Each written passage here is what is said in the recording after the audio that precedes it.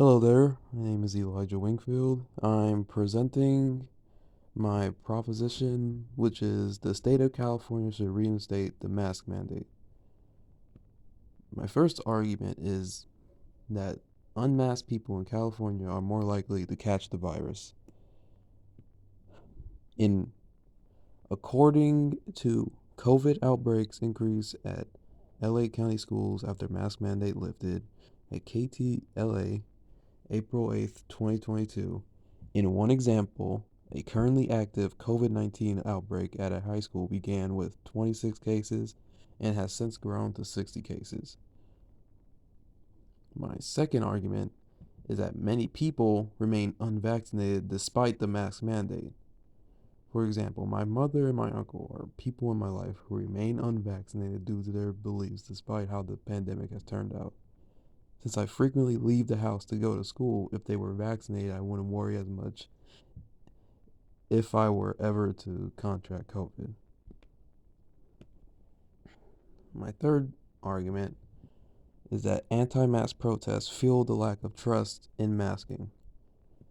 According to Vox, on August 7th, 2020, while the conversation might begin with contradictory messaging and doubts about efficacy, it often devolved into conspiracy theories. A fourth point, the lack of consistency from CDC harms mask wearing. I check the CDC a lot for information on COVID.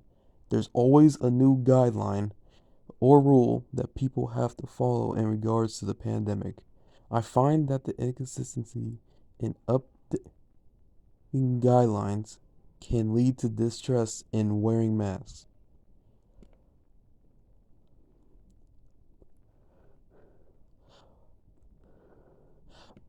My sixth point is the absence of masks leads to social exclusion.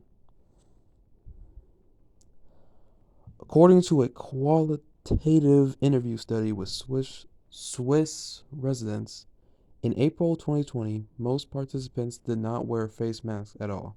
Some even ridiculed other people who, in their opinion, wore face masks to an exaggerated extent. For example, in the forest or alone in the car. To them, this was a sign of excessive protection or even hysterical behavior. An argument for solving this would be that mask mandates are successful for dealing with the pandemic.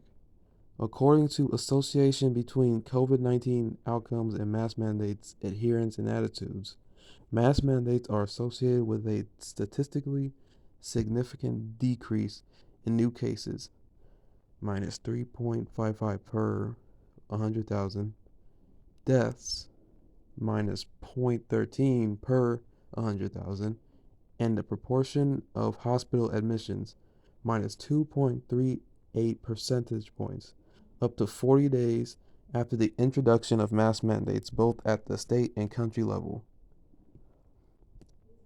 Another point for solvency would be that vaccinations are helpful in navigating the lift of the mask mandate. I am double vaxxed and eligible for my booster shot. I find that vaccinations are an effective way to be healthy and protected against COVID as well as for strengthening the body. My other point would be that California should run an occasional awareness blitz. According to a 3-step strategy to support the new U.S. mask mandate by Harvard Business Review, to increase the utilization of masks and dispel misinformation, an effective campaign is needed to raise awareness of the mask recommendations. My fourth point would be that identifying the best mask to wear is very effective and helpful to everyone. K95 masks are most effective in reducing COVID transmissibility. With this in mind, I believe that showing what the best masks to wear are can help with dealing with the lift of the mask mandate. My last point would be that CDC still recommends masks to be worn despite the lift of the mask mandate.